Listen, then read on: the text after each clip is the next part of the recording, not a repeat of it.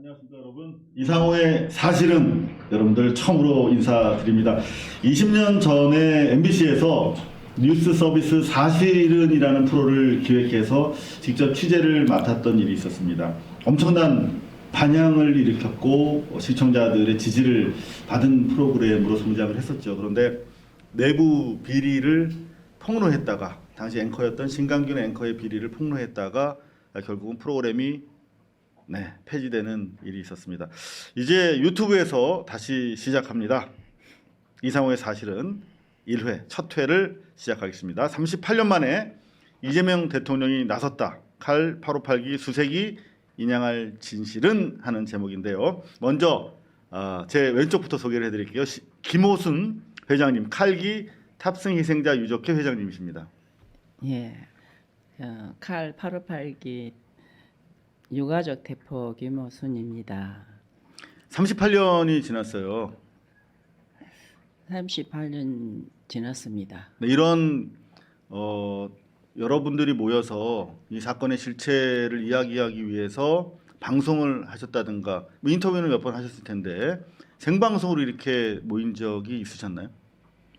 생방송은 많이 없고 인터뷰는 제가 많이 그렇죠. 했습니다. 네네. 그 옛날 유지엘 PD 그분이 네. 858 그걸 자기가 조사하러 가겠다 해갖고 제가 목동 아파트 그 살 때 파리공원에서 만나갖고 알겠습니다. 어느 공원인지 별로 지금 시청자들이 급해요. 우리 갈 길이 멉니다. 차차 말씀 여쭙게요. 그리고 이분은 영화 배우십니다. 인기 절정의 정말 진실을 추구하는 다큐멘터리 영화 국제 영화제에도 초청이 여러 번 됐죠. 다이빙벨의 주연 배우시죠. 이종인 대표 모셨습니다. 안녕하십니까. 네, 어떻게 오셨어요 오늘?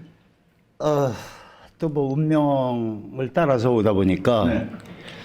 여러 가지 그 해결되지 않은 사건들만 관여가 돼 있고 바다하고 근데 이 비행기가 또 바다하고 관련이 돼서 이렇게 뭐 운명적으로 인벌브가 돼서 네. 여기까지 오게 됐습니다. 네, 정말 저도 사전에 이렇게 말씀 잠깐 나누다가 깜짝 놀랄 만한 진실을 저희가 모르는 사이에 또 미얀마 바로 그 문제의 바다 속에 카메라를 넣고 추가적으로 또 영상을 촬영하셨다고 하는데 그 이야기를 비롯해서 어떻게 이 막힌 이 전국을 풀고 수색을 좀 속도를 낼 수 있을까? 그 말씀을 좀 드릴 텐데 사실은 제가 특별히 좀 부탁을 드렸어요. 이게 워낙 이게 대참사고 38년 동안 켜켜이 쌓인 고통과 그리움과 좌절 때문에 자칫 이야기가 조금 무거워질 수가 있을 것 같아서 오늘 좀 가벼움을 좀 담당해 달라 이렇게 부탁을 드렸는데 입담이 너무 좋으시거든요. 부탁 좀 드릴게요. 재밌게 하겠습니다. 네. 감사합니다. 너무 좀 다운되시면 안 됩니다. 자, 그리고 제 입사 동기가 MBC에 몇 분 계신데 가장 제가 존경하고 사랑하는 저는 이분이 MBC 사장 됐으면 정말 좋겠다라고 기대하고 정말 나와줬으면 좋겠어요. 대구 MBC 신병철 기자입니다. 반갑습니다. 대구 MBC 신병철 기자입니다. 왜 대구 MBC 기자가 서울 MBC 사장하면 안 돼요? 아직 생각해 본 적이 없어가지고 네, 한번 끝나고 제가 소주 한 잔 따라 드릴 테니까 한번 생각 좀 해보자고요. 아직 그럴 능력이 안 되는 것 같은데 지금. 네, 능력이 되는지 안 되는지 대특종을 한 기자인 만큼 저는 능력이 충분하다고 보는데 여러분들께서 직접 판단을 해주시면 좋겠습니다. 자, 네, 충분합니다. 방송 보시고 나서 신병철 기자가 서울 MBC 사장 했으면 좋겠다. 대구 MBC는 너무 좁다 하시는 분들은 1번을 눌러주세요. 신병철 기자 서울 MBC 사장 갔으면 좋겠다. 1번 눌러주시면 그 1번이 좀 나름대로 나오면 제가 한번 적극적으로 밀어보도록 하겠습니다. 1번 벌써 나왔습니다. 에이다로님 위시에서 박현숙, 김경수, 강정호 씨 다 친척 되시는 분들이죠, 분들이. 네, 서울에 사는 친척분들이 일단 1번 예상외로 많습니다. 자, 그리고 사실 오늘 어쩌면 이 이야기가 세상에 나올 수 있도록 가장 많은 우리 중에서 가장 많은 기도를 해주신 분입니다. 정말 우리 많은 종교인들이 계시지만 제가 느끼는 가장 성스러운 종교인이 아니신가 너무 감사한 마음으로 모셨습니다. 신성국 신부님이십니다. 네, 안녕하십니까. 신성국 신부입니다. 네. 38년이 됐네요. 예, 네. 저는 23년간 네. 우리 칼기 유족들과 함께 손잡고 이 길을 걸어왔습니다. 네. 또 앞으로 끝까지 이 진실이 밝힐 때까지 함께 하도록 하겠습니다. 네. 자, 저는 신부님이랑 얘기만 하면 눈물이 나요, 사실은. 왜냐하면 맞습니다. 종교인으로서 자신의 삶이라고 받아들이셨지만 그 과정이 너무나 고통스럽고 방금 23년 동안 유가족들과 손잡고 오셨다고 하는데 때로는 진실과 손잡는다는 자체가 얼마나 고통스러운 것인지 너무나 또 기자로서 저도 많이 체감했기 때문에 여러분들 특히 그 기독교나 캐톨릭 쪽에서 기도하시는 우리 많은 신도님들, 시청자님들 함께 기도하시면서 은혜로 충만한 시간 되시기 바랍니다. 자, 본격적으로 진행해 볼 텐데요. 사실 MBC나 KBS가 진작에 추진했어야 되는 방송입니다. 38년 동안 이분들을 위한 이런 자리를 마련한 방송은 없었습니다. 대신 정부나 이제 공작 세력들, 어둠의 세력들이 이분들에게 집요한 회유 그리고 돌팔배를 계속해 왔던 것이죠. 그래서 이제 달라진 세상 아닙니까? 대통령도 달라졌고 우리 매체도 이제 공중파 기자님 계시지만 이제 우리도 유튜브에서 할 수 있습니다. 예, 작은 시작이 되기를 바라고요. 다행히 이제 이재명 대통령실에서 나섰는데요. 아직도 1%가 부족합니다. 여러분들 아무래도 관료 사회다 보니까 여러분들의 백업, 응원과 지지가 필요합니다. 간절한 마음으로 여러분들 호소하는 시간이 되기를 바랍니다. 자, 신부님 요거 좀 설명 좀 먼저 좀 해주실래요? 이게 무슨 표예요? 보이십니까? 예, 예. 이게 좌측은 페남 103기 테러 폭파 사건이고 오른쪽은 칼기 858기 폭파 사건인데 어떻게 뭐 차이가 있어요? 예, 이 사건은 테러 폭파라는 네. 그 같은 카테고리에 있는 사건인데, 비행기 테러 사건. 예, 네. 비행기 테러 사건 이게 두 사건을 비교해 보면 네. 이 사고 조사에 네. 있어서 큰 차이를 보이고 있습니다. 그래서 그 칼 858기 사건은 1987년 11월 29일 날 네. 예, 발생하고 그다음에 1년 후에 페남 103기 그 폭파 사건이 그 영국 스코틀랜드 그 락커비 그 상공에서 그것도 테러 거의 1년 뒤에 예, 1년 뒤에 같은 있는- 테러 양상으로 예. 발생을 했는데 그런데 이제 우선 그 두 사건에서 이 페남 사건은 한 270명이 네. 여기에 탑승을 하였는데 여기서 260명이 그 유해를 수습했어요. 아. 그러니까 거의 다 네네. 예, 이제 유해를 수습하고 또 동체도 거의 90% 이상 네. 동체 그 기체 블랙박스 음흠. 다 그걸 그 회수했거든요. 네. 근데 칼기는 네. 115명이 탑승했는데 단 한 구도 그 시신을 발견하지 못하고 시신은 물론이고 유류품도. 유류품 네. 뭐 또 동체도 한국 정부가 회수한 건 하나도 없고요. 네. 미얀마 어선들이 네. 대부분 그걸 회수했거든요. 그러니까 이 두 사건을 비교해 보면 이렇게 수색부터가 큰 차이가 있고 그다음에 이제 사고 조사 보고서를 보면은 네. 그 이 페남은 한 1년 반 정도 이상 걸려서 이 사고 조사 기간을 하면서 이 마지막에 조사 보고서를 보면은 한 58쪽 정도의 이 사고 원인, 그다음에 이 폭약 이런 모든 것을 다 구체적으로 그 조사를 해서 보고서를 냈는데 네. 칼기는 A4 용지 4장짜리 음. 거의 뭐 사고 조사 보고서라고 할 수 없을 정도로 그렇게 부실하고 너무나 비교가 되네요. 예, 그러니까 너무- 4페이지짜리 이 사실 신성국 신부님께서 많은 분들이 함께 하셨지만 이제 주가 돼서 다시 쓰는 대한항공 858기 사건 숨겨진 진실에서 이거 보면 어떻게 이런 자료를 다 모으셨을까 정말 이 한 페이지 한 페이지가 피땀으로 얻어낸 결실인데 이렇게 사건 보고서를 만들어내셨는데 대한민국 정부에서 내놓은 사고 보고서는 4쪽이군요. 4쪽입니다. 아, 정말 심각하네요. 네.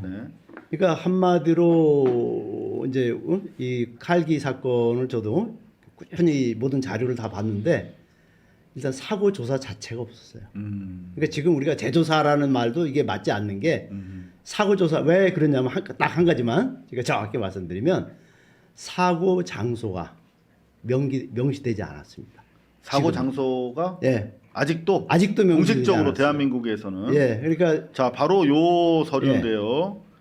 보시면 사고 개황 87년 11월 29일 2시 1분 장소 아부다비 방콕 구간의 인도양 상공 대충 추정하기에 그렇다. 그러니까 아직까지 장소가 특정 안 된 사건이에요. 요거는 어디서 입수하신 자료예요? 예, 요 자료는 당시는 지금 국토부인데 네. 당시는 교통부입니다. 교통부. 교통부 항공국에서 이 사고 조사 보고서를 만들었는데 공식 보고서네요, 그러니까. 공식 보고서입니다. 예. 그래서 이걸 보면은 스스로 우리는 사고 조사하지 않았다고 자기들 스스로 고백한 겁니다. 그러면 아부다비에서 그 방콕까지 이 구간이 4,900km입니다. 그죠? 그리고 여기 어디서 사고 났냐를 여기서 말하지 않는다는 것은 그죠? 어디서 수색했는지도 모르고 그렇죠. 수색하지 않았으면은 사고 조사를 어떻게 합니까? 그러니까 이 칼기는 사고 조사 자체가 없었다. 조사 자체가 네, 없었다. 없었다. 네, 그러니까 재조사라는 말도 할 수 없는 네, 할수 그야말로 역사에 묻힌 사건이다. 예. 그런데 저는 이제 우리 신신부님께서 쭉 이렇게 주신 자료를 보면서 정말 기자로서 우리 진병철 기자도 계시지만 피토하는 심정으로 읽었어요. 어떻게 이런 진실이 여태까지 묻혀 있을 수 있고 그 진실이 보정되지 않고 있는가? 대한민국이 세계 5대 강국이 됐다고 하지만 여전히 칼기 사건과 관련해서는 우리는 38년 전에 그 후진국이다 하는 측면에서 우리가 분연히 반성하면서 일어나야 될 것 같습니다. 전 특히 그 신신부님께서 주신 자료를 보면서 놀랐던 게 이 유가족과 관련된 부분이거든요. 그러니까 추모 단체까지 페남기 같은 경우 형성이 돼 있고 뭐 이런 돈 얘기해서 좀 그렇습니다만 현실적으로 우리가 밝힐 걸 밝혀야죠. 보상금이 총 1인당 페남기 같은 경우에는 1천만 달러가 지급이 됐어요. 146억 원 1인당. 근데 대한민국 국민의 유해 죽음의 값은 7,800만 원. 그러니까 합쳐서 총 89억 원이 지급된 거야. 그러니까 1인당 영국 사람 1인에 지급된 거의 절반 정도가 전체에 지급된 거야. 대한민국 우리 실종 유해조차 수습이 안 된 마당에 정말 안타까웠는데 마지막에 보니까 이게 사실입니까? 대한항공 임원들이 단 한 번도 추모제에 참석한 적이 아직까지 없어요? 없었어요. 없었어요. 대한항공에서 와서 뭐 사과를 한다든가 그런 거 위로한다든가 없었습니다. 추모제는 차치하고 한 번도 없었고요. 바로 사고 났을 때는 이제 다 정신이 없어서 어떻게 되는지는 몰라하고 그냥 이제 그 먹고 김혜니가 나타남으로 해서 폭파되었으니까 자기들 대한항공도 그러고 국토부 자세에서 어쩌기들이 어떻게 할 수가 없대요. 우리 함께 하는 표현이. 그리고 왜 할 수가 없다는 거야 자기들이. 테러를 당했기 때문에 자기들이 이거 어쩔 수가 없다고 그렇게 우리와 함께 하면서 그러면 왜 유품이나 유해를 찾아달라 항구라도 좋으니까 제가 그걸 하니까 폭파가 돼서 눈송이처럼 산산조각이 나서 다 쓸려 내려가서 없었어 아무것도.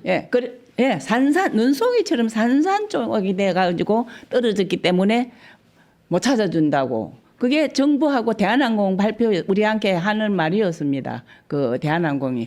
그리고요, 이 대한항공이 미얀마 쪽에서 저 비행기가 없어진 건데요. 우리를 한 번도 미얀마 쪽에 다리 먹고 거기에 현지를 데리고 가지도 않고요. 자기네 비행기 많으니까 데려다. 거기를 안 가고요. 방콕을 데리고 갔어요. 2분. 이제 바로 사고 나서 얼마 안 돼 갖고 가고 그다음 1주년을 이제 추모식도 안 해주면서 그 방콕에 데리고 가서 가족들 그냥 어디 관광 조금 시켜주고 뭐 파타야 뭐 어디 이런데 이렇게 관광을 시켜줘요? 이렇게 시켜주고요. 별 희한한데도 다 데리고 우리를 가라 하고 그래서요. 그거는 제가 여기서 말을 할 수가 없는데 가서 뭔지도 모르고 가라 해서 갔더니 그 뭐 여자들 이렇게 막 있는 데더라고요. 옷도 안 입고 있는. 친놈들이네. 그런 데를요. 그 대한항공이 그렇게 했습니다. 그리고 2주년이 돼서 이제 저희들이 추모제 너무 억울하니까 그 서소문 그 본사에 가가지고 네. 추모제를 해달라. 그때 서소문에 맞아 칼그 네, 서울역 있을 때 옆에, 본사가 거기 예, 있을 때입니다. 본사 있었어. 그러니까 못 해준대요. 추모제를 예, 못 해준대요. 왜 못 해준대요? 다 끝났으니까 못 해준대요. 이제 합의 보고 뭐 보고 다 끝났으니까. 그래서 그 소식을 이제 어느 저 개신교 그때는 YMC가 종로에 있었는데 그 목사분이 저보고 얘기를 해. 우리가 추모제를 해주겠다.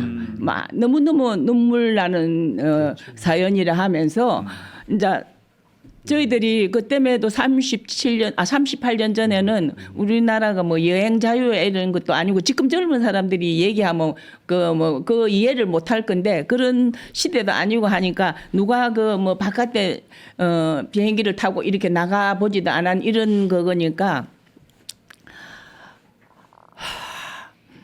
그분이 얘기를 하더라고. 자기 개신교에서는 목사님이 외국을 좀 갔다 와서 이렇게 외국 얘기도 좀 들을 수가 있고 뭐 그 당시에 학생들이 안기부에 잡혀가면 엄마들이 자기들한테 찾아온대요. 어디 있는지를 몰라갖고 YMCA 좀 목사님한테. 그 목사님들이 그래야 뭐 수소문 해갖고 그렇게 한다 얘기하면서 너무너무 마음이 아프다면서 추모제를 자기들이 열어준대요. 그래서 뭐 꽃도 하고 그 이렇게 재단을 만들어 가지고 추모제를 이제 딱 날짜를 이제 그때 29일 날 해주는 걸 하니까 이 대한항공이 그 너무 그 근로자 가족들한테 해주겠다고 해갖고 두 군데서 추모제를 했습니다. 아, 이간질 시키려고 예, 하구나. 안 해준다 해서 그러면 좋다 하니까 어느 목사님이 그 얘기를 듣고 너무너무 가슴 아프다 하면서 우리가 열어준다고. 전형적인 이제 이간질 갈라치기 해가지고 유가족들을 이제 분산시키려고 했던 것으로 보이는데 요 분이 그 바깥 어른이시죠, 신태호 네, 선생님. 요 사진 네, 지금 네, 나가고 있는데 어떻게 돌아가신 거예요? 그러니까 당시에 저희 비행기를 조종하셨던. 아니 저희 남편 기종이 다릅니다. 그 707이 아니고 네. 디스텐이라고 그래서 한 그러니까 아흘에 만에 우리 집으로 돌아오는 날이에요. 그날에 우리 한국을 떠난 아흘에가 된 거예요. 아부다비에서 자기가 항상 뭐 바레인을 갔다가 아부다비 있다가 그쪽에 이렇게 왔다 갔다 한다고 그래갖고 그 다음에 한국을 들어온다 그런 얘기를 했어. 저는 그 당시에도 그 남편이 그 가서 어떻게 되는가 그런 것도 몰랐는데 그것만 알았어요. 자기가 비행을 나가면은 아부다비 갔다 아부다비에서 기장이셨던 거잖아요. 예, 예. 네. 승객이 아니라. 예, 예. 바레인을 갔다가 아부다비 갔다가 이렇게 했고 이제 그 김현희가 내린 바레인. 아니요. 저 아부다비. 예. 예. 거기서 교체 승무원으로 탔습니다. 교체 승무원으로 남편이 저는 그게 뭐 다른 비행기를 타고 오는가 하는 그런 걸 몰랐는데 그날 우리 집에 오는 날은 맞는 거거든요. 11월 29일 날 그 시간이 정확한데 그 누가 지인이 왔는데 내가 나갈 때 조종관을 안 잡고 가면은 돌아올 때는 그냥 쉬고 안 잡고 온다고. 그래 지금 생각하니까 그 교체 그 중간 기차에서 타고 오는가 봐요. 한국을 이렇게. 그 당시에는 이 대한항공이 전부 다 군대에서 나온 이런 사람들을 그렇죠. 받았기 네네. 때문에 공군에 파일로트 하시는 분들. 빨리 이제 들어와서 몇 시간 이상 쉬어야 되는 그 시간이 있는가 봐요. 그래 또 다시 내보내려고 이제 그렇게 했어요. 그래서 그날 비행기 기종이 다르니까 저는 남편이 탄 기종이 아니라고 안심을 했는데 내가 지인 않게 하는 얘기가 생각이 나는 거예요. 아, 내가 나갈 때 조정을 안 하면은 들어올 때는 그냥 그 비행기에서 쉬고 다른 비행기를 타고 온다고. 네, 그 일단은 말이 그 생각이 이제 났어요. 그 어르신에 대해서 저희가 기억을 다시 한번 해상시켜 드렸는데 다시 말하면 이제 직원 측이야. 이쪽은. 그러면 일반 이제 그 승객 측이랑 갈라치기 하려고 그렇게 시도를 했다 하는 말씀까지 들었습니다. 대한항공에서는 추모제를 방해하고 오히려 추모제를 적극적으로 열어주지도 않았다 하는 말씀을 들었는데 지금 뭐 상당히 많은 시청자분들이 칼기 858 사건이 상당히 그 의혹이 많다. 북한의 소행이라고 하는데 수상하다. 뭐 영화도 있었고 의혹은 많이 제기됐는데 가물가물해요. 기본 팩트가. 그래서 간단하게 좀 정리를 좀 해드릴게요. 87년 11월 29일이었고 이때가 이제 대선 보름 전이죠. 미얀마 근해 안다만 해상 상공에서 이제 사고가 났고요. 9시간 뒤에 사고가 났는데 아까 칼에서 뭐 얘기했던 것처럼 눈송이처럼 다 그냥 뭐 산산 조각이 나서 유리품이건 뭐 비행기 조각이건 희생자분들이건 수습이 안 된다. 공중 분해가 추정되는 상황으로 여태까지 왔던 상황입니다. 폭파법은 김승일, 김현희 자살 시도했는데 체포 직후에 김현희는 살아나서 서울로 압송이 됐어. 대선 보름 전에 그때 당시에 나는 보통 사람입니다 했던 12.12 반란군의 수괴 전두환의 친구 노태우가 후보로 나온 시점에 이제 사실은 당선 가능성이 상당히 낮은 상태였는데 이게 확 붐업이 돼가지고 당선이 됐죠. 어찌 됐든 간에 김현희가 서울로 오더니 갑자기 자기는 중국 사람도 아니고 일본 사람도 아니고 자기는 대한민국 88 올림픽 개최를 방해하고 사회 혼란을 야기하라는 김정일의 지시를 받고 온 난파 공작원이다. 이렇게 자백을 했답니다. 갑자기. 그러면서 급거 정부가 이제 공식 그렇게 발표를 했고 김현희는 사형 선고 받고 자백을 했다는 이유로 대통령 특별 사면으로 석방이 됩니다. 이후에 이제 북한은 테러 지원국으로 낙인이 찍혔고 보름 뒤에 대선에서 노태우가 당선이 되는 그런 사건으로 기록이 돼 있는데 이거는 역사적 기록인데 중요한 건 방금 우리 김호순 회장님께서 말씀하셨던 것처럼 그 이후에 유족들의 삶은 역사에서 사라져 있어요. 사라져 있는 게 아니라 매몰돼 있어요. 그래서 이제 그 진실을 끌어내기 위한 노력이 시도가 됩니다. 바로 그게 이제 정의구현 사재단인데요. 이 사진 좀 설명해 주실래요, 신 신부님? 예, 그 칼 858기 이 유족회는 이 유족들이 이 고립된 채 이렇게 고군분투하면서 이 진실 규명을 해왔는데 첫 번째로 손을 잡아준 데가 천주교 정의구현 사재단이 네. 2001년도에 2001년도. 네, 그때부터 이제 유족회와 함께 하겠다라고 성명서도 발표하고 그때가 이제 말하면 김대중 정부 들어서서 네. 이제 비로소 이제 조금 빛을 보기 시작했죠. 자, 근데 DJ 정부가 들어서도 여전히 이게 소위 말하면 뭔가 이 북한에서 했다라고 너무나 현장 그렇죠. 수색도 안 하고 쉽게 결론이 나버렸잖아요. 맞습니다. 그리고 공작 차원에서 국정원이 개입됐을 것으로 강하게 의심되는 상황인데 여전히 대통령만 바뀐 상황이야. 네, 맞아요. 맞아요. 국정원은 그대로고. 네. 그러면 이게 진실 규명 노력이 환영받지 못했을 것 같은데요. 그렇죠. 그죠? 왜냐하면 이게 우리 국민들에게 세뇌됐거든요. 당시 안기부 발표된 대로 국민들은 언론에서 계속 그걸 주장했기 때문에. 그래서 2001년도에 이제 비로소 유족들이 김대중 정부가 들어서 그죠? 약간 이제 기대를 걸고 이제 본격적인 이제 진상규명 활동을 시작했어요. 그래서 정의교 사재단이 한 1년 정도 하다가 네. 하여튼 너무나 사람들이 많으니까 이 사건에서 손을 뗐습니다.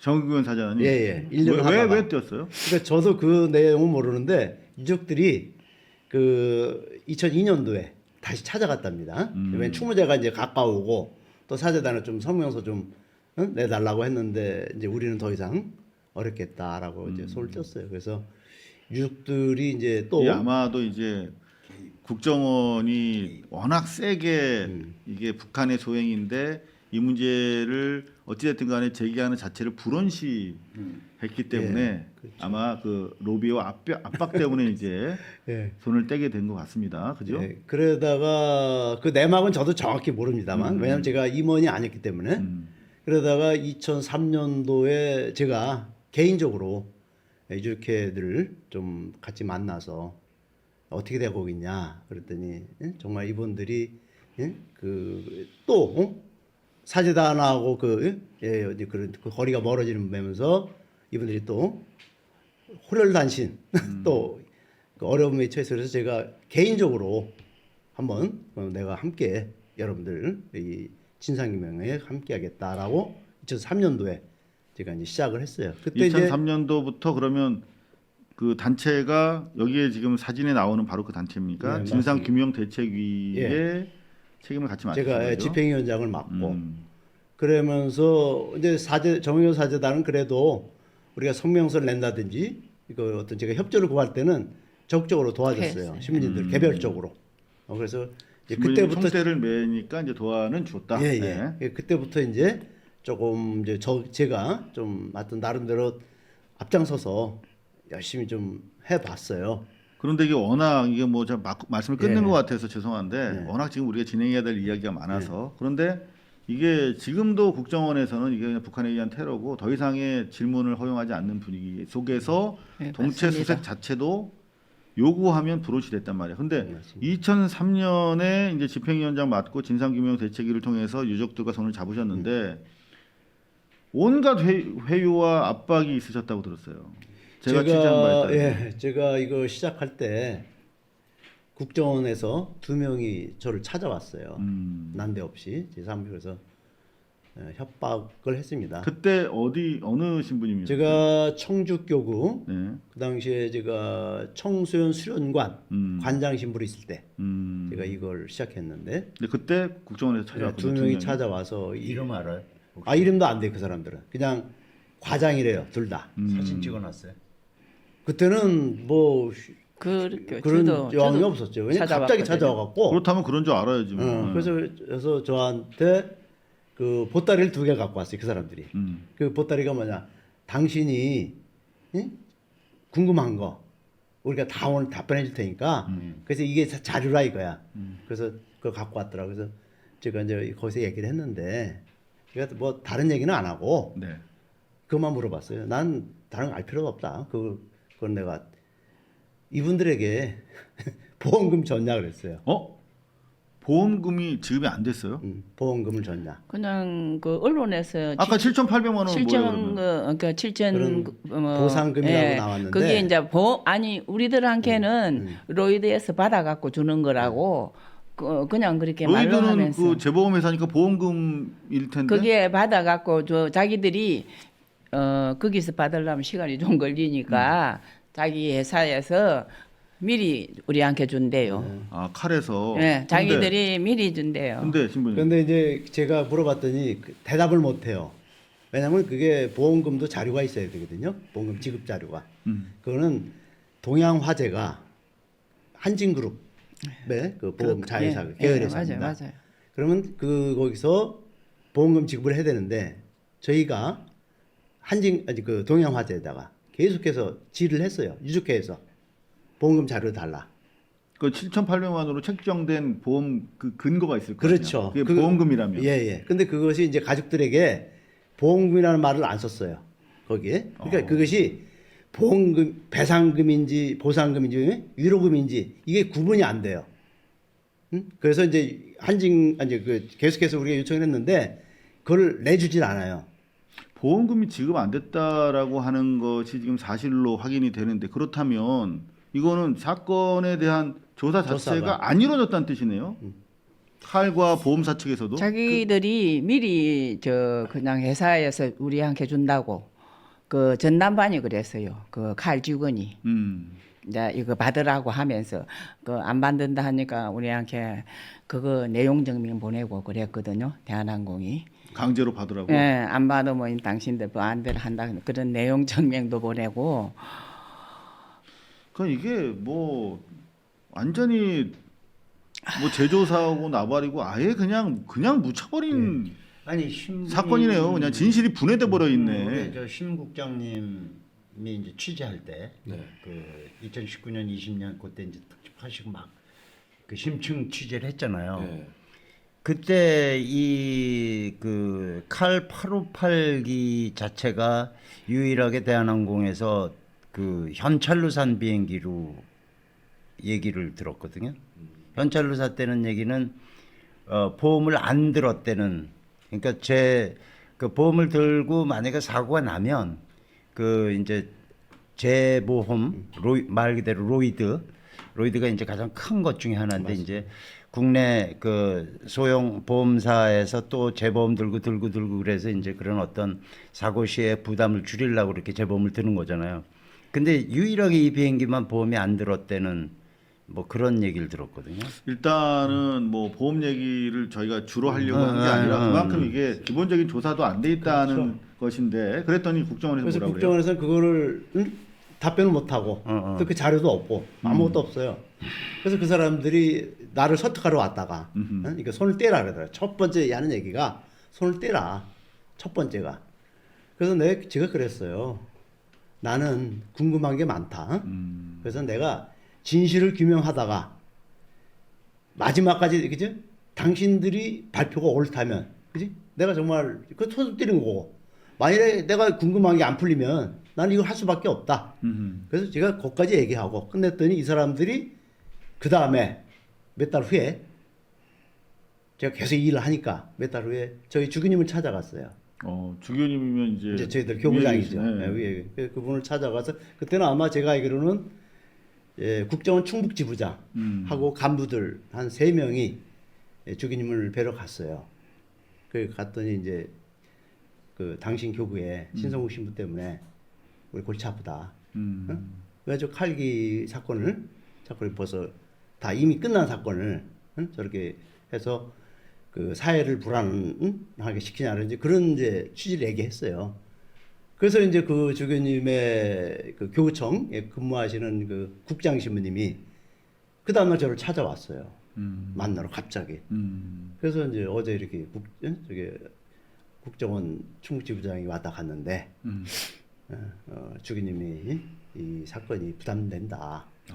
예, 너 손을 떼라. 명령이다. 주교님이? 예. 그러니까 주교님이 이제 그렇게 이제 그 전달한 거예요. 또 원래 캐톨릭에서는 주교가 지시하면 그거는 무조건 따라야 되는 거 아니에요? 인사권자니까. 네. 예. 그래서 그렇게 이제 따르셨어요, 그래서? 그래서 제가 이제 나는 그 유족들의 이 억울한 사정을 듣고 내가 정말 내 양심에 성자 아닙니까? 성자의 양심으로 이것을 내가 함께 지금 이걸 하기로 약속했는데 내가 이거 어떻게 이분들에게 약속한 것을 손을 떼냐? 난 못한다. 이렇게 약속하시고 예. 거리에서 함께 투쟁하시고 진실을 위해서 기도를 하셨습니다. 그래서 주교님의 지시를 제가 결국은 저는 주교님의 지시도 중요하지만 제가 믿는 또 하느님 있지 않아요? 더 세지. 그래서 저는 하느님의 뜻을 따를 수밖에 없었죠. 근데 현실적으로는 주교님이 더 세지 않나요? 현실은 그런데 하다 보면 예, 자기 우리가 믿는 바가 무서우니까. 예, 이 사건은 왜냐하면 115명의 목숨이 이렇게 억울하게 희생당했는데 우리 종교라는 것은 생명을 가장 존중하고 그죠? 그 생명을 우리가 지켜주는 게 종교의 본분인데 그거는 저는 주교님 명령이 있지만 그러나 저는 또 하늘의 명령을 따를 수밖에 없는 그래서 이것을 하다가 제가 좀 많이 어려움이 많았죠.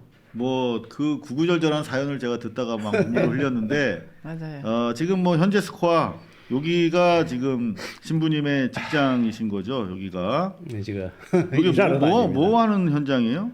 예, 이게 블루베리 농장 예. 예, 가서 이제 제가 여기서 일을 뭐 하면서 매일 일을 하러 다녀야 여기서 돼요. 브루베리한테 미사를 집전하시는 거예요? 아닙니다. 그 제가 일을 할 수밖에 없어요.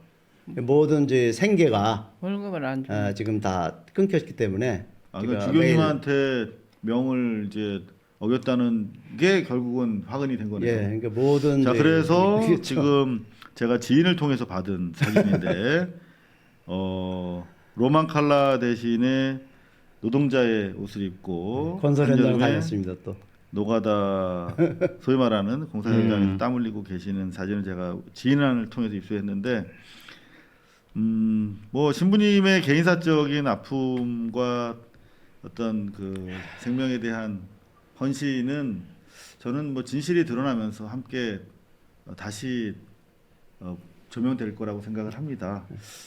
다시 한번 경의를 표하고요. 그 긴 이야기는 저희가 당장 지금 우리가 네. 현실적인 이야기를 해야 되니까 나중에 또 청해 들을 수 있도록 저 말고요. 저보다 좀 훌륭한 뭐 손석희 사장님이 진행하는 MBC 질문 그런데 나가서 한번 방송이 이루어졌으면 하는 기대를 합니다. 그러려면은 저보다 훌륭한 신병철 기자가 서울 MBC 사장이 되셔야 됩니다. 자꾸 농담 자꾸. 지금 보니까 아직까지도 1번을 계속 눌러주시는 분들 계십니다. 신병철 기자 또는 신병철 기자처럼 정말 진실을 사랑하는 기자가 MBC를 다시 이끌어갈 수 있도록 응원하는 의미에서 신병철 기자 서울 사장 1번 한번 눌러. K2 아트님 감사합니다. 자 1번 눌러주시면 네 삼총사님도 1번만 눌러주시면 돼요. 이를 4개나 눌러주셨습니다. 체이스 힐링 편지님, 네 문개고르님 감사드립니다. 자 대구 MBC가 이제 탁 나섰어. 어떻게 나서게 된 거예요? 저는 이 사건 사실은 뭐 우리 고등학교 3학년 때 벌어진 사건이어서 그 당시에도 안 믿었거든요. 왜냐하면 이거 믿을 수가 없으니까. 그러니까 사건의 원인은 이제 정확히 어떻게 되는지는 솔직히 잘 모르겠어요. 모든 가능성은 다 있다고 생각하는데. 그렇죠. 근데 네. 그 당시 정부가 발표한 거는 도저히 믿을 수가 없는 거죠. 믿을 수가 없고 이제 그런 상황에서 이제 제가 이거 운명적인 여기 우연이라고 볼 수 있는데 네.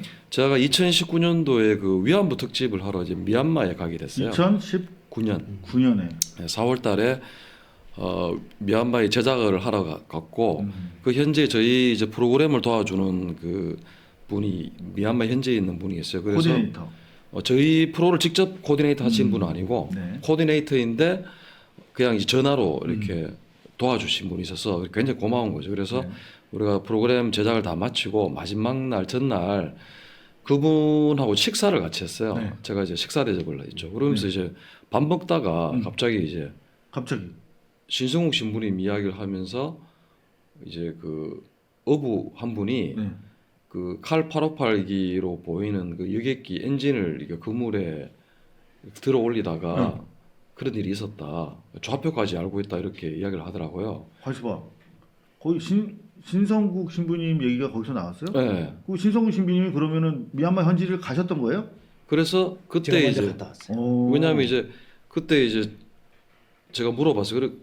그게 정말이냐고 물어보니까 그리고 이제 자기가 원래 제보자라는 거예요. 그러니까 어부를 알고 그래서 신성국 신부님이 이제 이 유가족들과 함께하면서 계속 진실을 위해서 정부 차원에서 안 나서니까 미얀마 현지에 가서 막 수소문하고 막 찌라시 만들어서 막 그렇게 어부들한테 했었던 뿌리고 거죠. 막 예. 그런 과정에서 제보를 받고 그물질하다가 특정 지점에 어떤 큰 거대한 물체가 있다 그 하는 제보를 이야기를 듣고 나눈 상황을 코디네이터한테 전해드렸군요. 그래서 그 이야기를 듣고 이제 확 오는 감이 오는 거예요. 이게 제보 내용이 굉장히 구체적이고 네. 그리고 뭐 정확한 그 좌표 위치까지 알고 있다고 하니까 그러면 그 지점만 정확히 가면 이게 인양은 아니더라도 최소한 확인 정도는 할 수 있지 않을까 이런 생각이 들었어요. 그래서 제 프로그램은 진행 중이었지만 갑자기 이제 그 생각이 들어서 이제 귀국 후에 이제 신성욱 신부님한테 직접 연락을 했어요. 제가 연락을 해서 네. 이제 직접 만나 뵙고 네. 그때까지 이루어진 과정들을 쭉 설명을 듣고 그렇게 해서 우리 회사 그 위에 선배님들 그리고 사장님 설득을 해서 그때 사장이 누구였어요? 박명석 사장님이라고 훌륭하신 분. 저희 회사 출신 네. 진짜 위대하신 분이에요. 자사 출신 사장님이신데 네. 그래서 설득을 했어요. 그리고 또 그때 보도국장님도 그렇고 취재부장 또 우리 1년 선배 또 이태우 기자라고 있고 보도국장은 이제 이태우 기자는 제 군대 아마- 동기입니다. 그때 내가 그렇게 알고 있어요. 제가 본 거 같이 있는 걸 본 적이 있는데 이야기가 나오는 걸 그때 들었는데 그리고 뭐 김사 보도국장 이렇게 해서 제가 설명을 하니까 한번 해보라는 거예요.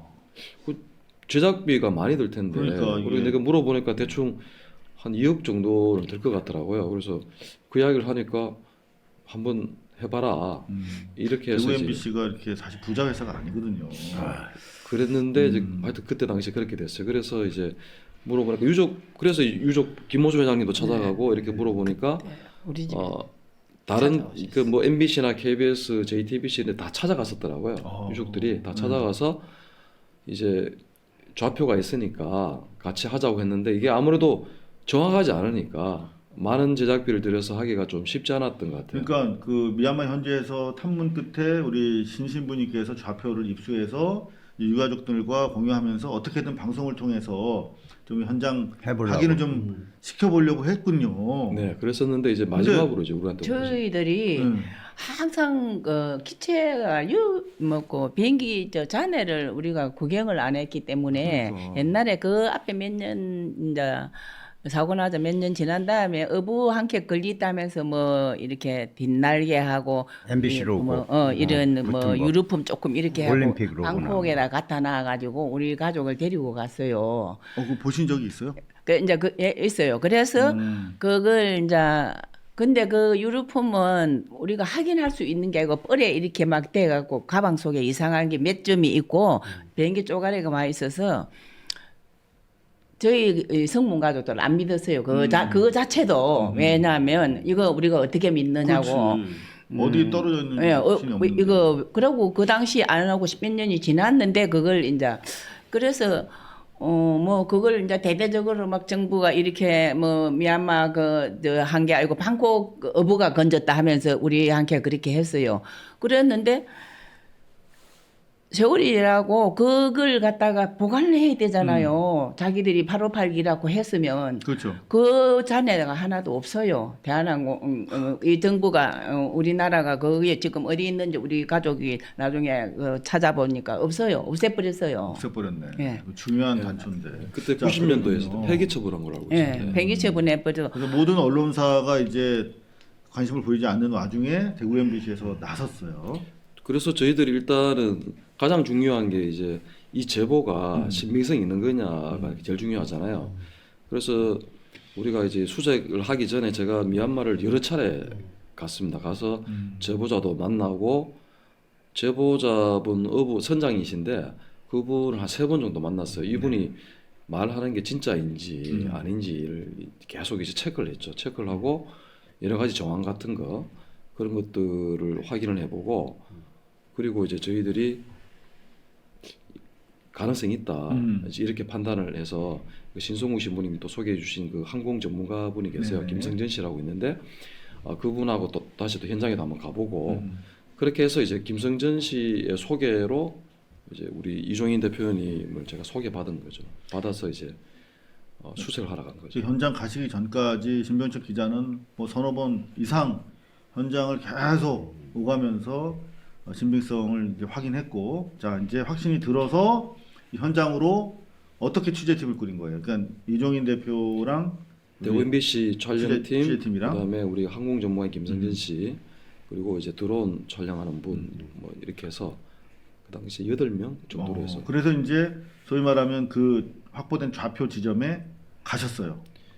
그렇죠. 네. 갖고 그 이제 처음에 이제 신부님한테 받은 그 좌표하고 지점이 좀 다르더라고요. 아 좌표가 여러 개가 있었나 보다. 그게 이제 아무래도 정확하지 않으니까 그 위치 자체가 이제 그분들이 좀 좌표 중에서도 이제 여러 개가 있는 거예요.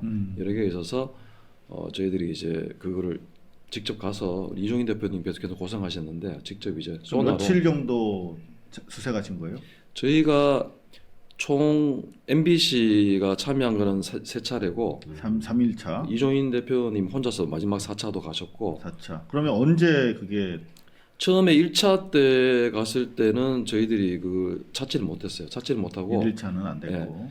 대신에 소나로 네. 그 좌표 지점 근처에 이렇게 쇳덩어리 같은 것들이 굉장히 많이 이제 산재되어 있는 걸 확인한 거죠. 그러니까 인공물체. 그러니까 그 신부님께서 현재 탐문 과정에서 이제 그 정확하게 거기가 공해는 아니고 미얀마의 배타적 수역. 접속 수역하고 접속. 베타적 경제구역하고 그 사이 어디 그러니까 키로수로는 한 200km 정도 되나요? 한 키로수 해안에서 네. 3시간 10노트 15노트 한 40km 정도? 멀진 않네요. 한 네, 40km 정도 되는 영해 바뀌죠. 예. 영해는 바뀌고 영해는 뭐 CBL이 바뀌게 되지 않으니까. 이게 40km. 중요하거든요. 아니요, 그러니까 40km 가 영해는 아니고. 아니고 공해도 아니에요? 40km가 아니고 접경적입니까? 접속 한 수역 60km 되네요. 60km. 접속 수역을 벗어나니까 정확히 말하면 EEZ 뭐. 베타적 경제 수역. 베타적 경제. 근데 우리가 거기 정도라고. 탐색할 때 경비정이 와서 그 옆에까지 왔었거든요. 이놈들 뭐 하나 그러고 왔었잖아요, 그죠? 그거는 이제 베타적 경제 수역이나 어. 또 접속 수역에도 그런 활동을 할 수 있다고 하니까. 아, 그래요? 그렇죠. 자 거기서 첫날은 공쳤어.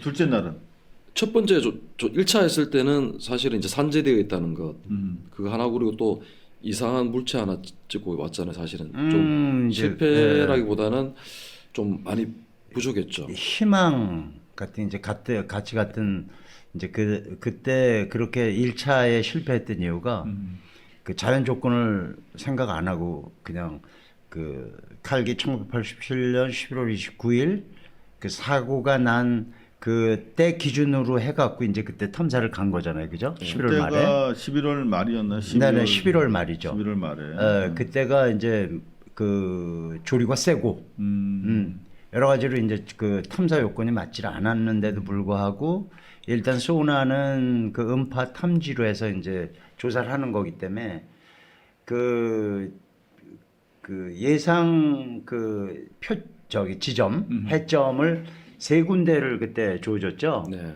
그래서 남쪽서부터 어선을 타고 쭉 올라가면서 이제 그쪽 해역을 지나갈 때도 뭐 크게 이렇게 노티서블 한 게 나타나질 않았어요.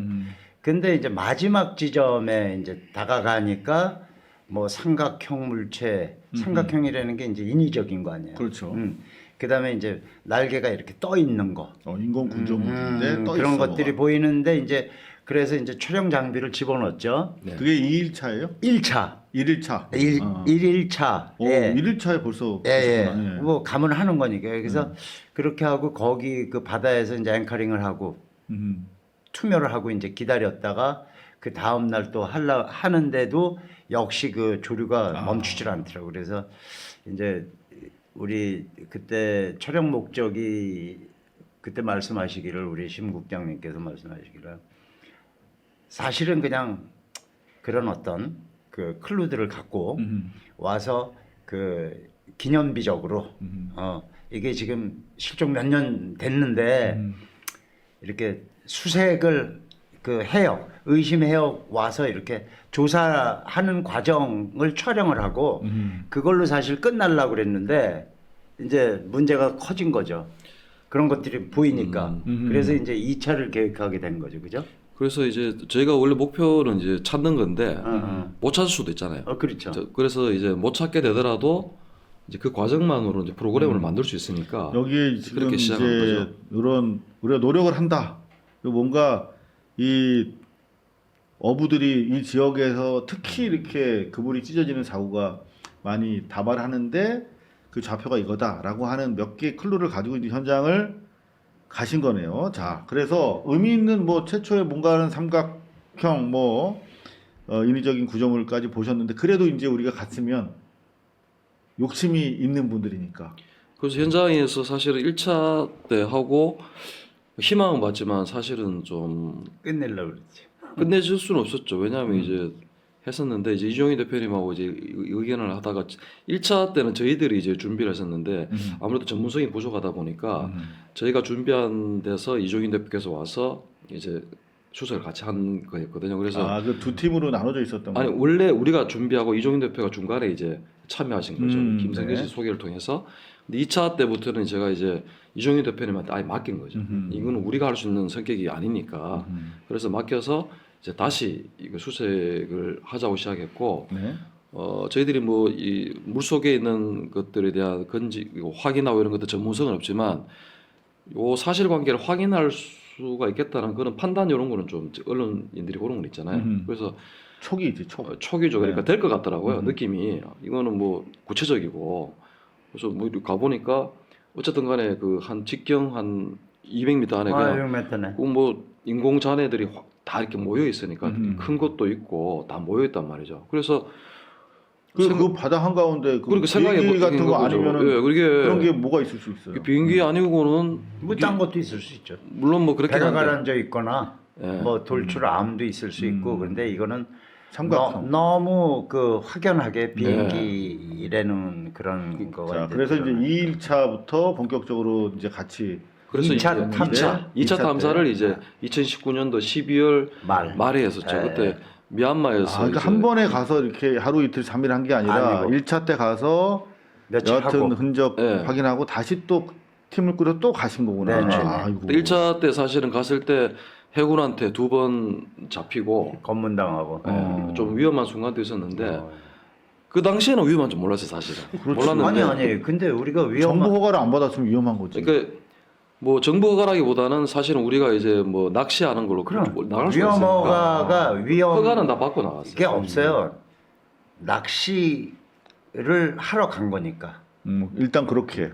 예. 그 미얀마 취재가 정부에 아니라. 우리가 이제 예. 바다에 간다는 걸 다 허가를 받고 나간 아, 거죠. 그러셨구나. 이게 근데 낚시꾼 취재 들었어. 허가는 아니고. 취재가 아니죠. 그래서 미얀마 해군한테도 이제 그걸 보여주고 이렇게 했는데 그렇죠.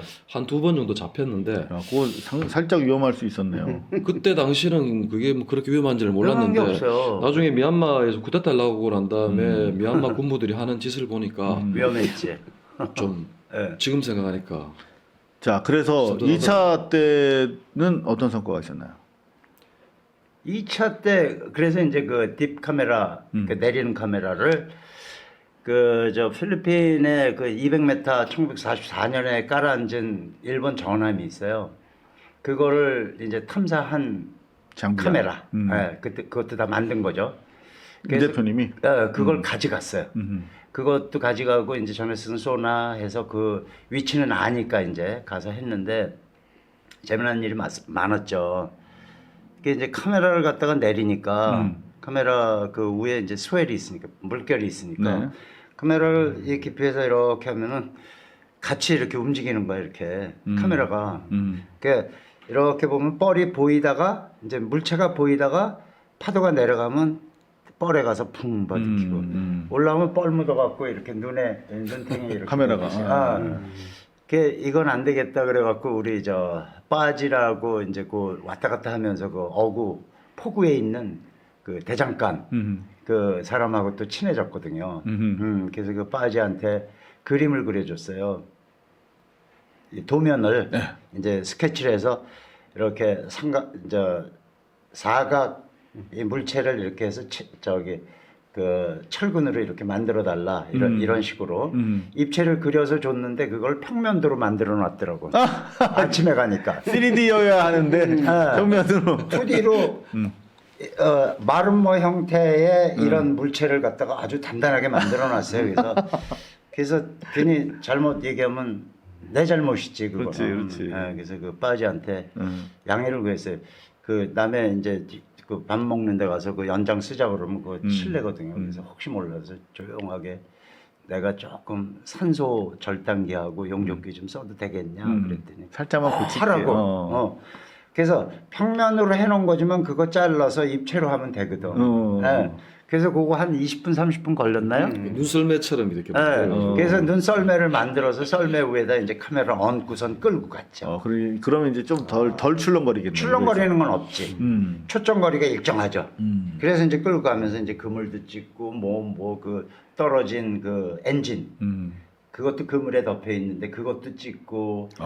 그 2차에서 그 2차에서 왼쪽 날개에 그나마 붙어 있는 엔진하고 날개, 동체, 꼬리 이게 찍혀. 요게 그때 당시에 그 엔진 부위가 촬영된 거죠. 멀리 보이는. 네. 그거죠.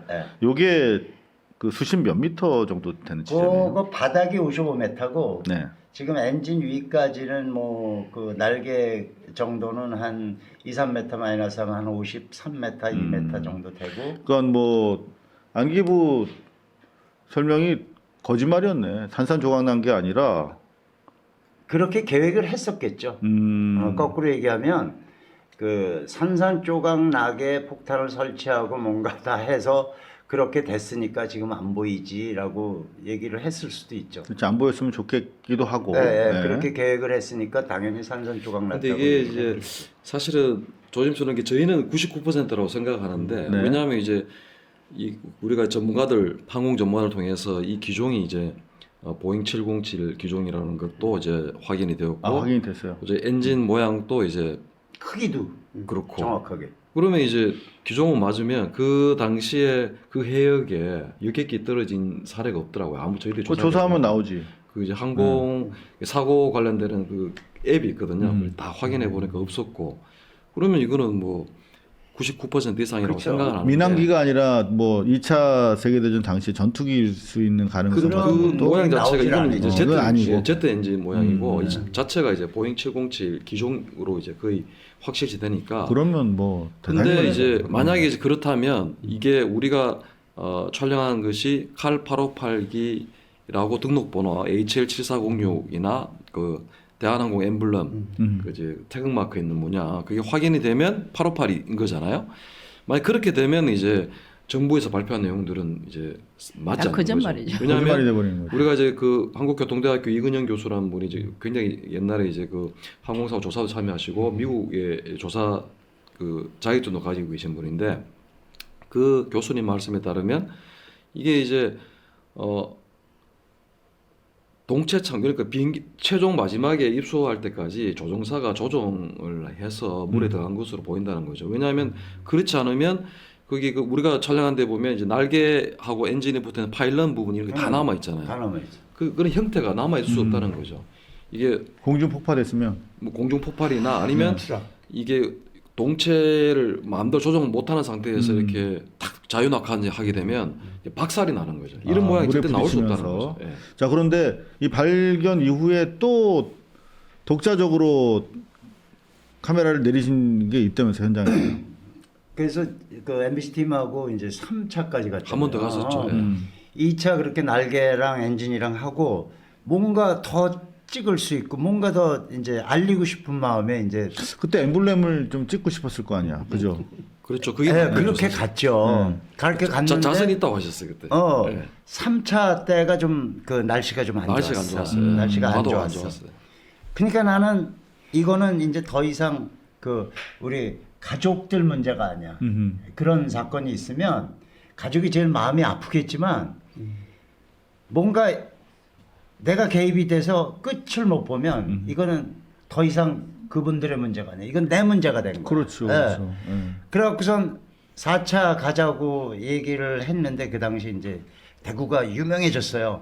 그 코로나 때문에. 아. 그래서 어디도 못 가. 세계적으로 굉장히 유명한 도시가 됐어요. 코로나 그렇지. 신천지 맞아, 막 이래서. 그래서 결국 혼자 갔어요.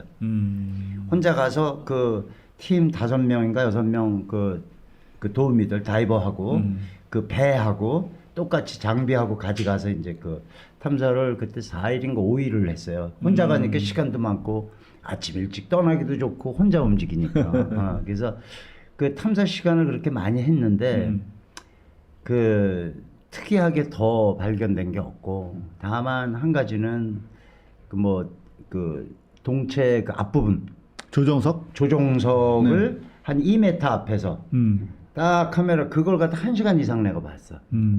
땡겨도 보고 옆에 조정석이 그대로 있어요. 온전해요? 그대로 있어요. 그대로 유리창은 없고 그 마운트 있죠. 그 창틀 그대로 있어요. 그대로.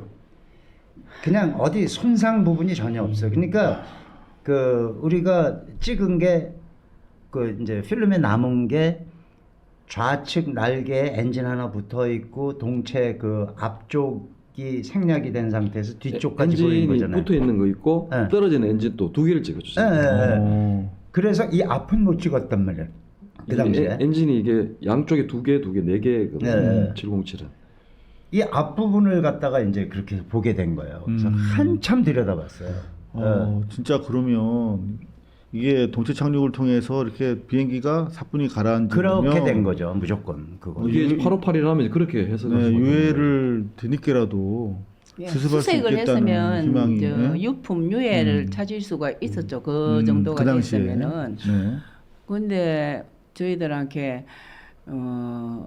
그냥 테러 됐으니까 폭파가 됐으니까 산산조각 나서 못 찬다는데 우리 앞에 그 소련에서 미사일 맞아갖고 맞아요. 저 007기가 네. 그 피격했잖아요. 그렇죠. 그때는 뭐 우리나라 언론에 이 바다에서 막 잔해가 막 파도에 밀려 놓는 그런 걸 우리 국민들이 보게끔 해줬어요. 우리 앞에 사고 이 707을 하기 전에 이제 저 미사일 007. 맞은 네. 거는 007기는. 근데 왜 우리 이 858은 그 앞에 그 미사일 맞은 것도 저 잔해가 막 파도에 이렇게 밀려 놓는 걸 우리 국민들에게 보여줬는데 왜 우리 858은 미얀마 그 근처도 우리 이 유족들을 데려가지도 못하게 하고. 않고 네. 수색도 안 하고 그냥 뭐 테러 당했고 김건희가 뭐 이렇게 폭발물을 여가 했으니까 자기들은 그냥 불가항력적이라 이런 식으로 우리 함께 가족들한테 그런 식으로 밀어붙였어요. 그래서 이 사건이- 자기들 주고 싶은 대로 그냥 그 얼마 해갖고 받아라. 안 받으면 이제 안 받는다고 우리들한테 내용 증명 보내고. 내용 증명 보내고. 이 사건이 진짜 이게 이해가 되지 않는 게 일단 동체도 못 찾았고 블랙박스도 못 찾았고 사고 원인을 규명할 수가 없잖아요. 지점도 정확히 모르고. 근데 저희가 취재하면서 이제 새로 알아낸 사실이 사망자 숫자도 확실하지 않은 거예요. 115명? 115명인데 저희가 이제 내 신부님이 이제 많은 자료를 이제 수집해 놓으셨거든요. 네. 그 자료를 받아서 저희가 이제 검토를 했는데 그 대한항공에서 탑승했는 그 명단에 보면 거기에 나오는 분 중에 한 분은 이제 이교훈이란 탑승객인데 그분이 들어 있었는데 거기 그 탑승 그 좌석에 이렇게 이름이 다 적혀 있어요. 그런데 그 유족들이 받은 그 사망자 명단은 그분이 명단에는 없는 거예요, 이름이. 그분 이름이 없는 거예요. 그러면 왜 없을까요? 근데 그분 이름이 없다는 게 이해가 되지 않잖아요. 그러니까. 근데 그 이교훈이란 분은 홍콩에 있는 교민으로 알고 있는데 그분 이름이 없어요. 그리고 저희가 외교부 전문인가 저희들 그 입수해서 이렇게 보니까 사고 나고 얼마 되지 않아서 그 이라크 바그다드에 이교훈이라는 분이 그 투숙했는 걸로 되어 있고 그거를 외교부에서 그분을 이렇게 행적을 추적했는 하고 이제 정부 우리나라 외교부로 전문을 보내는 거를 외교 전문에서 확인을 했습니다. 그게 무슨 의미일까요, 그게? 모르겠어요. 왜 우리 정부에서는 이교훈이라는 사람을 사고 직후에 추적했는지 왜 추적했을까? 그 알 수가 없죠. 너무나 이상하고 그러면 이제 나중에 이제 보니까 그 사건이 김현희 사건에 관련돼서 여러 가지 이제 그 사망자 명단 재판이 진행되면서 사망자 명단을 이제 법원에 제출해야 되잖아요. 그렇죠. 그때는 피해자들. 이교훈이라는 이름이 들어가 있어요. 또? 예. 그러면 그 투숙했다면서요. 투숙해고 거기에서 이제 탑승한 거죠. 탑승해서 이라크에 탑승해서 이거 아부다비 거쳐서 방콕 거쳐서 원래 이렇게 우리나라로 들어오는 거잖아요. 그러니까 거기에서 이제 이라크에 탑승해서 이제 사망한 거로 이제 된 거죠. 명단에서 최초로 유족들한테 줄 명단은 이교훈이라는 이름이 없었는데 나중에 재판 과정에서 사망자 명단에는 이교훈이라는 이름이 들어가 있는 거예요. 그러면 한 명이 더 늘어났잖아요. 그럼 116명이 돼야 되는데 또 사망자는 115명이라고 계속 발표를 하는 거예요. 115명이라고 합니다. 그래서 나중에 신부님이 보니까 김창환이라는 분이 또 빠졌다면서요. 네. 그러니까 이게 사망자 명단도 지금 정확하지 않은 거예요. 그리고 저희들이 이제 그럼 이교훈 씨나 김창훈 씨의 유족은 김창완 있어요? 씨, 김창완 씨의 예. 유족은 있으세요? 유족은 있으세요? 유가족하고는 저희 접촉이 되지 않으니까 안 나타 알 수가 없죠. 안 나타났습니다. 여태까지. 그 저희가 보도에서도 이교훈이라는 분이 이상하다. 없어요. 이게 없어요. 이분이 탑승한 걸로 되어 있는데 사망자 명단에 빠진 것이 이상하다라고 이런 사실 이 보도했는데 책을 제가 다 읽었어요, 저도. 근데 정말 무시무시한 내용입니다. 그러니까 이게 정부의 발표를 신뢰할 수 없는 그 자료들을 다 찾아내셨는데 이대로라면 이거는 정말 전면 재조사를 필요로 하고 그러면 일방적인 마유미 테러가 아닐 수 있다. 그러면 뭐지? 소위 우리가 의심했던 독재 정권의 공자가 아니었는가 하는 그런 의심이 강하게 드는 부분인데 일단 지금 시점에서 우리가 그 문제를 본격적으로 아직 제기할 단계는 아니다. 왜냐하면 동체를 예. 찾는 것이 유가족들한테도 중요하지만 우리 국민들, 진실을 바라는 우리 국민들한테도 중요한 거거든요. 희생자들과 진실이 같이 지금 침몰해 있는 상황이기 때문에 지금 단계에서 그 문제를 본격적으로 제기하지 말자. 자, 그러면 일단 이재명 정부가 취임 100일을 맞아서 이제 이 문제를 다시 심각하게 고려하고 있습니다. 저희가 1시간 10분 정도 계속 달려왔는데 짧은 영상 당시 제가 질의를 합니다. 질의를 하는데 그 전에 이제 신부님이랑 제가 연락이 닿아서 그 전에도 저랑 이제 취재상 만났던 경험이 있고 취임 100일 기자회견이 있다고 하는데 이상호 기자가 한번 물어봐 줬으면 좋겠다라고 연락이 오셨어요. 사실 저한테 그런 물어봐 달라는 질문이 꽤 많이 들어왔었습니다만 이건 우선적으로 물어봐야겠다. 왜냐하면 유가족들의 38년의 오랜 기다림도 있지만 이건 너무나 말이 안 되는 사건이고 이 사건이 풀려야 지금 사실 저희 고발뉴스 앞으로 왜 지금 뭐 내란 척결이 우선인데 왜 지금 뭐 38년씩이나 묻혀졌던 거 나중에 하면 되지 왜 지금 하냐고 댓글 올리시는 분들이 종종 계세요. 저는 그런 분들이 많이 보셨으면 좋겠어요. 전 사실은 많이 섭섭하고 화나죠. 그런 댓글 올리시는 분들. 근데 그런 분들이 한 분이라도 계시다면 정말 보셔야 되면 대한민국 정부는 충분한 능력이 있어요. 내란 극복도 하면서 이거 국민들과 소통하면서 억울함 풀어줄 수 있는 또 충분한 재원이 있습니다. 그렇게 생각하지 마시고 함께 좀 방송 봐주셨으면 좋겠고 그래서 제가 신부님한테 뭐라고 말씀드렸냐면 기자들이 150명 넘게 질문하기 위해서 기다리고 있고 저도 전화를 드렸는데 네, 지금 전화 주셨죠. 부탁드렸습니다. 네. 근데 질문 추첨을 합니다. 그날 20명 정도만 질문할 수 있어서 제가 완전 똥손이라 추첨하면 한 번도 된 적이 없어요. 그래서 저도 기도하겠습니다. 그랬어요. 그리고 갔는데 역시나 추첨이 안 됐어요. 그래서 20명 기자들이 다 질문이 끝나고 마지막에 대통령께서 내가 마무리 발언을 하기로 돼 있는데 내 마무리 발언 시간을 내가 희생할 테니 질문을 하나만 더 받자. 그래서 제가 그때 손을 들었습니다. 그래서 대통령이 저를 지목을 해주셨어요. 그때 저는 이게 기적이라는 게 있다면 이런 거 아닌가? 사실 전율을 느끼면서 질문을 했습니다. 그 장면 잠깐 보시겠습니다. 오디오를 다시 켜고 제가 틀어드릴게요. 볼륨이 어디 있나? 여기 있군요. 네. 이상호 기자님, 우리 이상호 기자님, 네. 우리 이상호 기자님.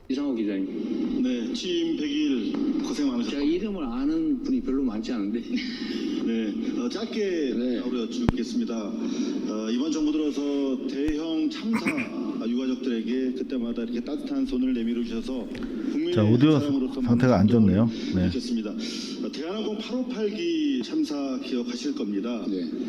2020년 1월에 대구 MBC에서 미얀마 앞바다에서 858기로 추정되는 동체를 발견한 사실이 있습니다. 이후에 이제 문재인 정부가 나서서 미얀마 정부랑 협의 끝에 수색 조사에 합의를 했는데 크리미어는 코로나 때문에 그리고 또 미얀마 부텔타 때문에 중단된 상태입니다. 자, 죄송합니다. 이게 인터넷의 문제인지 다시 한 번만 들어볼까요? 우리 이상호 기자님. 네, 취임 100일 고생 많으셨습니다. 제가 이름을 아는 분이 별로 많지 않은데. 이게 원소스의 문제인가? 짧게 네. 여쭙겠습니다. 이번 정부 들어서 대형 참사 유가족들에게 그때마다 이렇게 따뜻한 손을 내밀어 주셔서 국민의 한 사람으로서 많은 감동을 느꼈습니다. 대한항공 858기 참사 기억하실 겁니다. 네. 2020년 1월에 대구 MBC에서 미얀마 앞바다에서 에서 858기로 추정되는 동체를 발견한 사실이 있습니다. 이후에 이제 문재인 정부가 나서서 미얀마 정부랑 협의 끝에 수색 조사에 합의를 했는데 필이면은 코로나 때문에 그리고 또 미얀마 쿠데타 때문에 중단된 상태입니다. 예산도 이미 편성이 된 사업입니다. 이제 미얀마 정국도 단정이 되고 있고 다시 우리 유가족 참사에 대해서 그동안 손을 계속 내밀어 온 우리 이재명 정부가 수색 조사 다시 재개하실 의사가 있는지 여쭙습니다. 전혀 생각해보지 못한 얘기여서 오늘 질문을 계기로 고민을 좀 해보겠습니다. 고민을 하신다고 하셨고 기자회견 끝나자마자 경청 소통 수석한테 지시를 하셨어요, 대통령이. 그래서 바로 경청 소통 수석께서 연락이 오셔가지고 요 사안에 대해서 어차피 경청 소통 수석실이 이런 유가족 참사 유가족과 관련해서 소통하는 기관이니까 적극적으로 검토하겠다라고 하고 나서 이제 3, 4개월이 지났죠. 매우 이례적으로 이전과 다른 빠른 속도로 지금 진행이 되고 있는데 통일뉴스에 따르면 11월 19일이 이제 참사 38주기 되는 추모 모임이었는데 이때 바로 그 경청 소통 수석께서 청와대 대통령실 주요 관계자로는 처음이죠. 네, 처음입니다. 네. 우리 처음으로? 38년 동안 처음입니다. 그 전에는 아무도 안 왔습니다. 청와대에서 한 번도 안 왔어요. 네, 한 번도 안 왔습니다.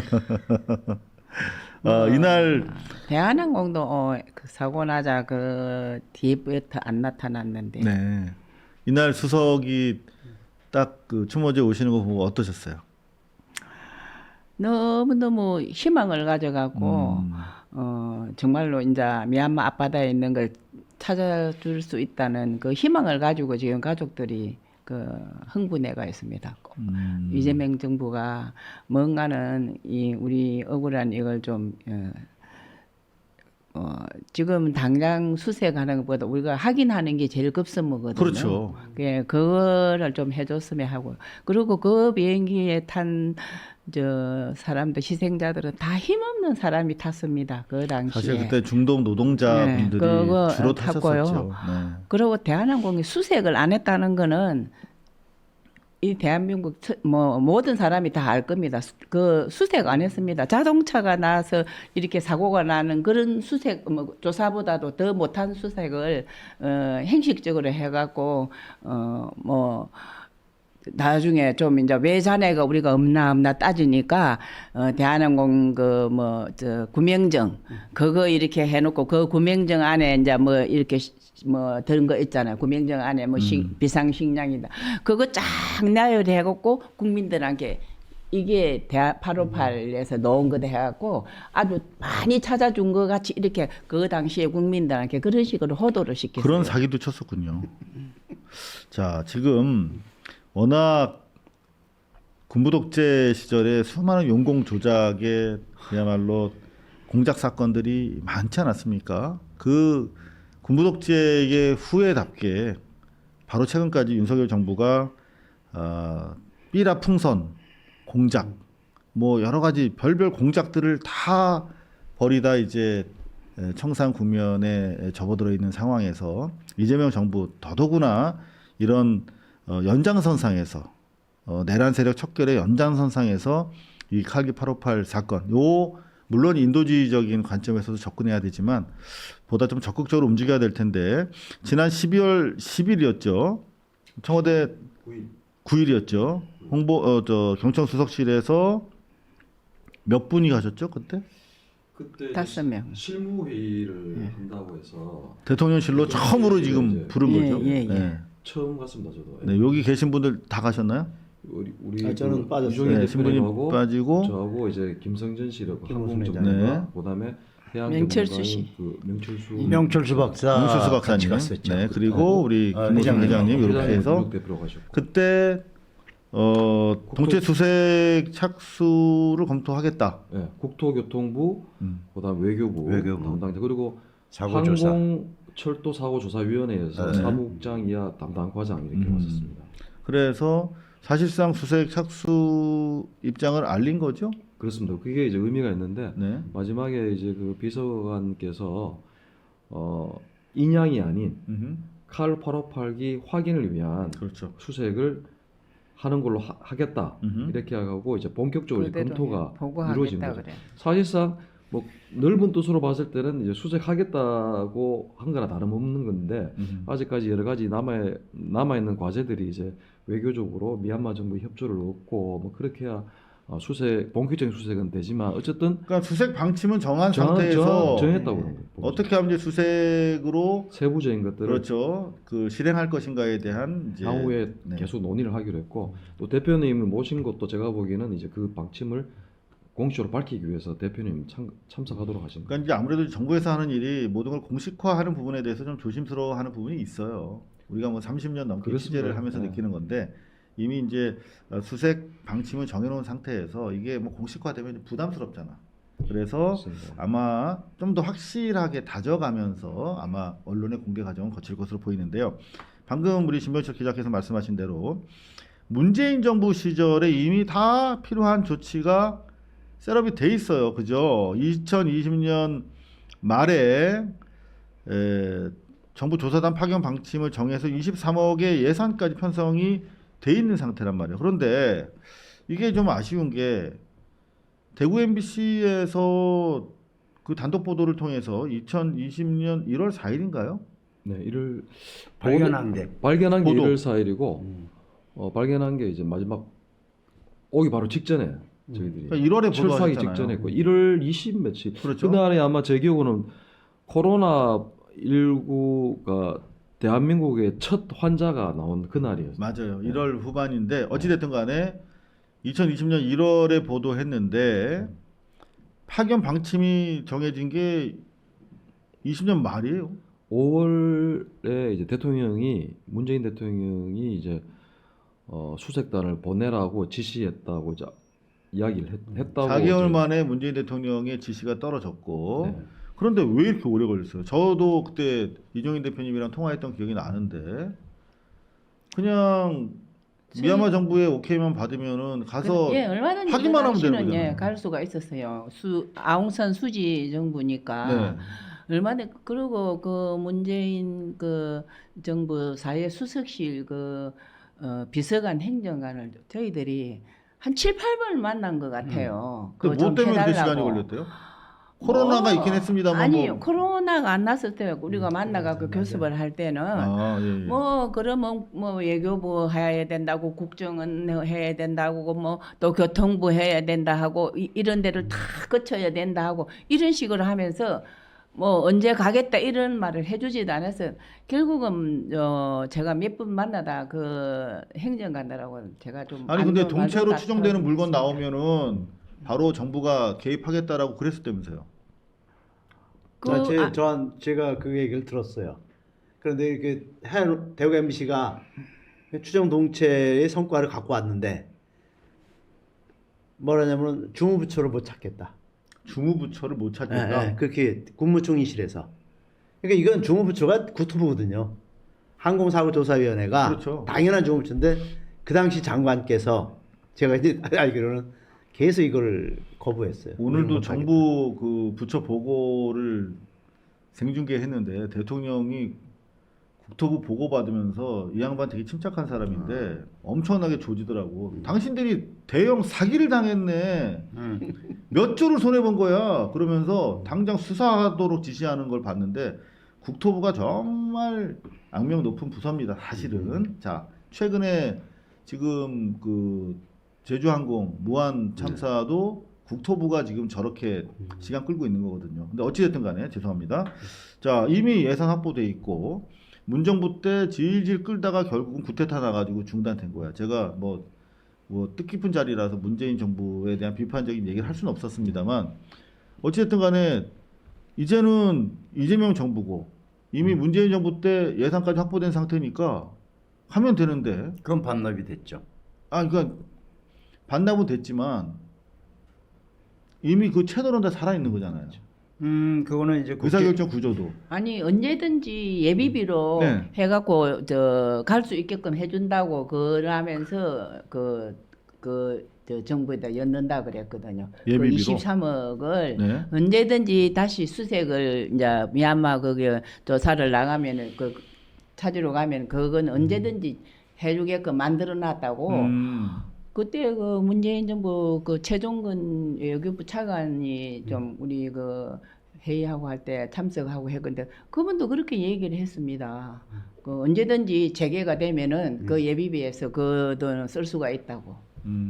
그런 조건을 해갖고 남겼다 그랬어요. 다음 정부한테. 자, 일단은 제가 오늘 이렇게 저희 특별 방송 이상의 사실은 네 이런 이제 중요한 분들 모시고 방송을 한다고 하면서 제가 청와대를 최종적으로 취재를 했어요. 그래서 자, 지금까지 상황 다 우리가 공유가 돼 있는데 지금 현 시점 바로 12월 12일 오후 6시 32분에 이재명 대통령실의 입장이 뭐냐, 어디까지 와 있냐라고 물었습니다. 그랬더니 두 가지 입장을 저희한테 보내주셨는데 첫 번째는 이겁니다.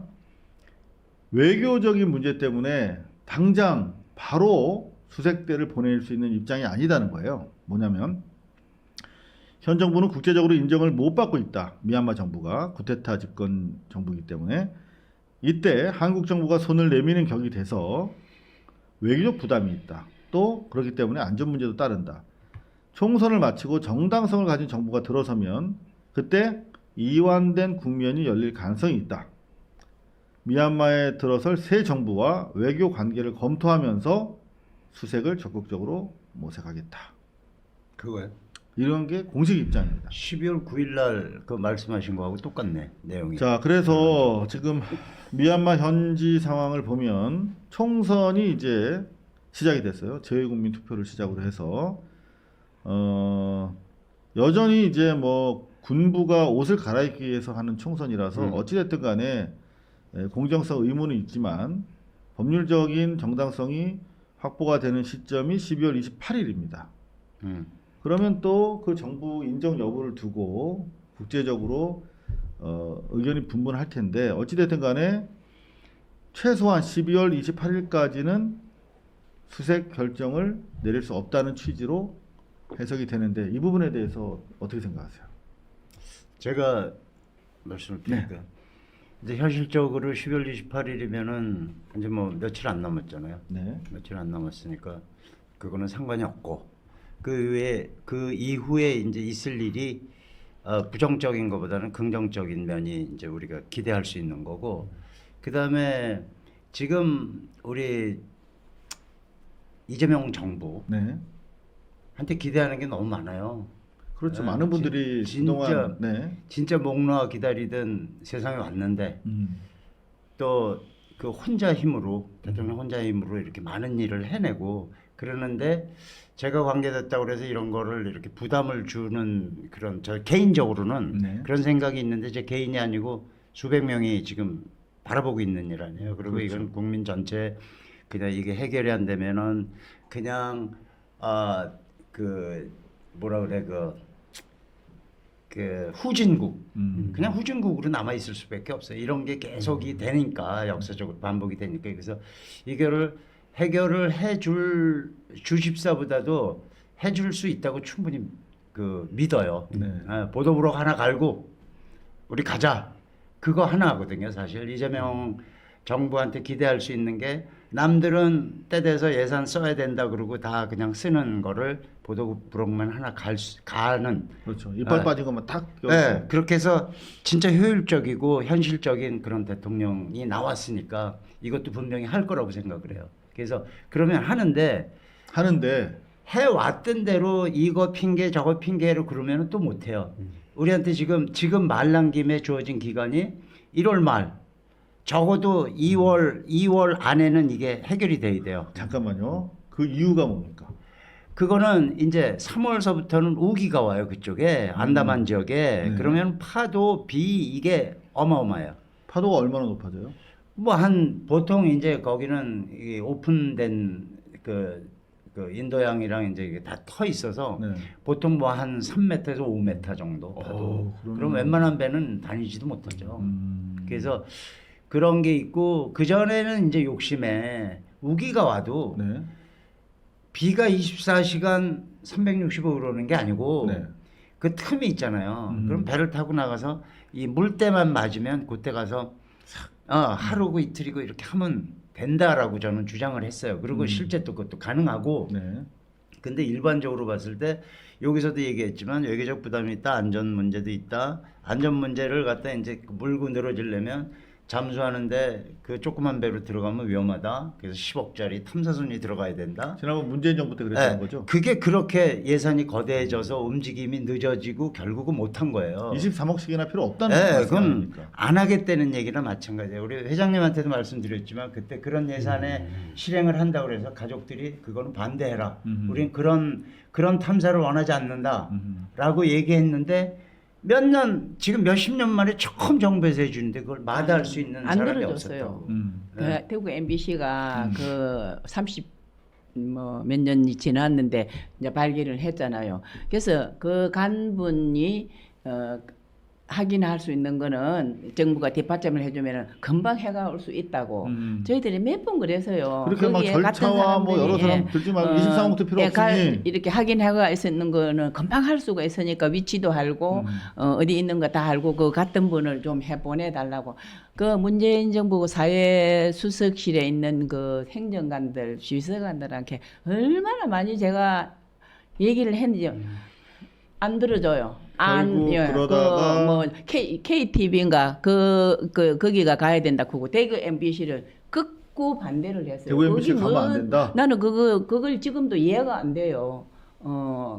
자기들이 주도해가지고 뭐 이렇게 뭐 모든 부처를 다 통해 갖고 뭐 안전을 위해서 뭐 해양 뭐 어디 뭐 이런 데를 해가지고 가야 된다 하면서. 그게 그렇게 바로 얘기를 해도 우리 말을 안 들어줬어요. 탁상 행정이라는 거죠. 바로 그게 왜 MBC 현장 취재 경험이 있고 이거 특종한 언론인데 왜 배제를 합니까? 그 저도 이해가 안 돼요. 그리고 지금 그때 당시에 제가 들었던 기억이 사실이라면 대구 MBC 팀이랑 뭐 KTV 껴도 좋아. 뭐 이종인 대표 알파 잠수랑 해서 가면 되는데 그걸 또 뭐 왜 저 뭐 경쟁 입찰한다고 막 그래가지고 또 경기 입찰했어요. 결국은 그렇죠. 예. 이종인 대표를 배제하는 다 방법으로 배제. 그 갔다 온 사람들은 다 배제. 그때 제가 알기로는 그 특이한 논리가 논리네. 이런 일은 국가가 해야 된다.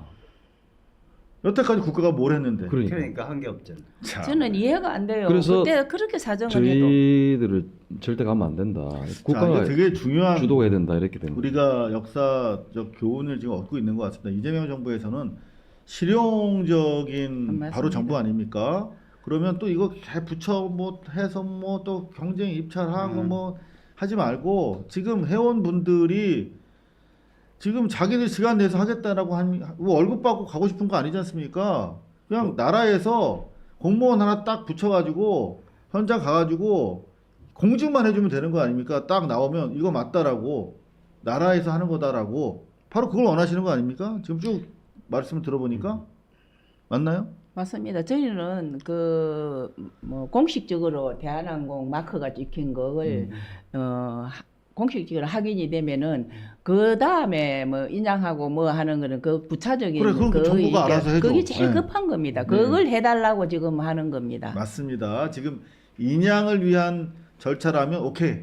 뭐 예산도 많이 좀 들겠죠. 그런 거는 정부에서 그 절차대로 알아서 하시고 당장 지금 이종인 대표 바다를 겁내는 분이 아닌데 3월 이후에는 5m까지 달하는 우기시 파도 때문에 수색이 불가능하시대요. 인양은커녕. 그러면 수색돼서 바로 인양해야 되면 또 시간이 없잖아요. 1월에는 수색이 들어가야 한다고 합니다. 자, 두 번째 대통령실에서 밝힌 공식 입장입니다. 요 내용인데요. 외교부가 생각하는 좌표와 다르다. 우리 유가족들이 가지고 있는 좌표가 배타적 경제 수역이라고 인근이라고 주장하고 있지만 그럼에도 불구하고 미얀마와 협의의 절차를 거쳐야 한다. 요 내용에 대해서 어떻게 생각하십니까? 일단 외교부가 생각하는 좌표가 다르다고 얘기하는데 외교부가 찾은 거 아니잖아요. 그렇죠. 자기들이 좌표를 어떻게 알아요? 그러니까 이제 문재인 정부 당시에 그러니까 유족들과 저희 측 간에 이제 신뢰관계가 구축이 되어 있지 않다 보니까 우리가 38년 동안 미스터리로 남은 사건인데 하겠다는 말만 달랑하고 좌표를 달라고 했을 때 우리가 좌표를 함부로 이거를 노출됐을 때 국정원 내부에서 이를테면 공작팀이 있었다면 이들이 가서 뭐 그러니까 이게 뭐 현장을 지금도 저는 훼손할 수도 걱정합니다. 있겠네요. 혹 사실은 좀 대구 MBC가 그렇게 그런 했기 측면도 때문에. 사실 있고 그래서 좌표를 공유하지 않아. 아니 그러니까 그 인근 좌표를 비슷한 지역을 줬는데 음. 그 거리는 좀 있고 근데 이걸 이제 뭐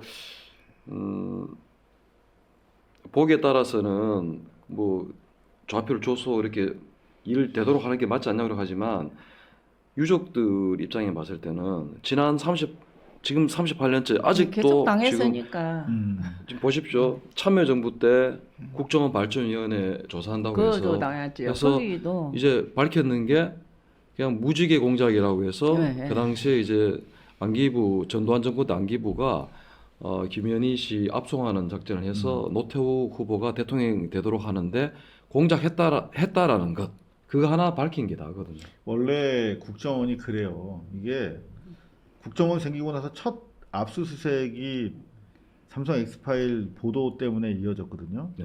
그러니까 처음으로 압수수색 당한 게 2005년이에요. 근데 실제로 국정원은 밑둥부터 아직 변하지 않고 있습니다. 2007년에 국정원이 이제 민주정부 들어서고 나서 자체적으로 내부 개혁위원회를 통해서 국정원의 잘잘못을 따지는 조사를 했어요. 그때도 칼기 사건은 마유미의 대남 지시에 따른 공작 테러다라고 발표했어요. 2007년에도 마찬가지로 그랬고 여전히 지금 국정원을 우리는 믿을 수 없다라고 하는 것들이 국민적인 아마 같은 마음일 겁니다. 저희들은 안 믿습니다. 왜냐하면 그 당시에 그게 노무현 정부 때인가 봐요. 뭐 우리 사건을 자기들이 국정원에 가서 조사를 해주겠다 이래고 이제 우리 가족 대표를 했고 몇 사람이 들어갔어요. 노무현 정부 때 국정원에. 청와대 네. 난주 그 사람들이요 다 국정원이 읊은 말 그대로 우리한테 했습니다. 그게 맞다고. 그래서 제가 너무 화가 나서 막 정말로 안 좋은 소리를 막 제가 했는데 지금 그 일을 보던 차옥정 그 당시엔 차옥정 그분이 회장이었거든요. 유죠. 그분이 얼마나 억울했는지 그 당시 교수 한 분이 서강대에 계셨는데 찾아가자고 나보고 찾아가서 학생들 보는 데서 그 사람 가만 안 두겠다고. 그 사람이 뭘 잘못했는데요? 이제 우리 가족 대표로 해가지고 노무현 정부 때 그 교수였어요? 이제 국정원에 그 파견 우리 858을 조사해주겠다고 한 분이에요. 내가 지금 세월이 돼하고 민간위원으로 참여한 거죠. 근데 그분이 조사위원 중에서 국정원한테 민간위원으로 그리고 유족들한테 추천을 받아서 들어간 추천을 근데 이제 국정원 해달라 입장을 자기들이 추천을 해주겠다. 읊었구나. 그러면 어떻게 하냐 그렇게 뭐 무슨 교수하고 하고 네네. 또 이제 민간인 다큐멘터리 한다고 하는 분이 우리에 함께 접근을 해가 와서 그래서 자기가 이 828을 위해서 앞장서겠다 하니까 우리가 또 그분을 거기다 이제 조사위원으로 이었는데 난주 안기부 앞잡이가 됐더라니까요.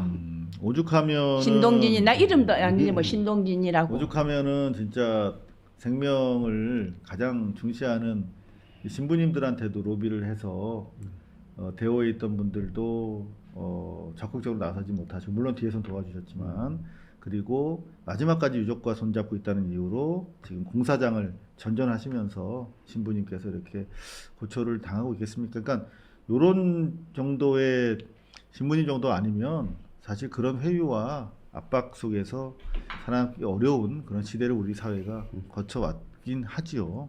자, 이제 시간이 없습니다. 여러분들 함께 좀 2시간 가까이 시청하고 계신데 방송도 그렇지만 실제 인양을 위한 수색을 위한 시간도 얼마 남지 않았습니다. 뭐 저희가 구체적인 내용 이제 수색이 시작되면 함께 머리 맞대고 모색해야 될 여러 가지 일들이 있는데요.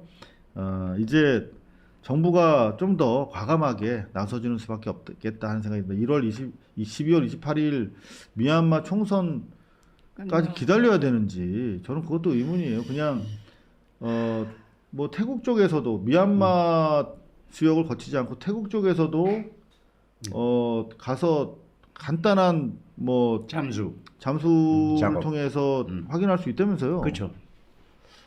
그러니까 지금 태국 그 푸켓 쪽에 이제 시스템적으로 거기가 다이빙 포인트가 많으니까 이게 전 세계에서 다이버들이 많이 와요. 그러면은 그 잠수할 수 있는 해역이 그 태국 영해 안쪽도 있고 네. 그 다음에 이제 미얀마 쪽도 있어요. 그러면은 거기에 몇 척은 그 이제 먹고 자고 하면서 다이빙을 하는 리버보드라고 그 몇 척은 그런 라이선스가 있어요. 그 안다만시로 갈 수 있는. 네. 그러니까 자연스럽게 거기 타고 가서 네.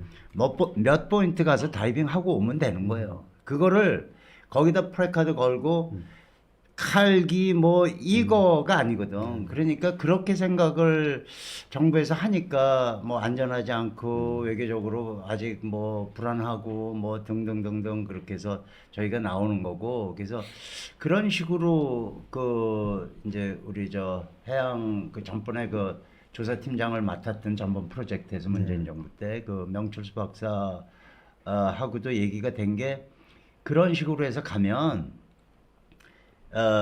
그 무슨 시간적으로 구애받을 것도 없고 다만 이제 그쪽에 예약이 되고 그 사정을 이제 디테일하게 해봐야죠.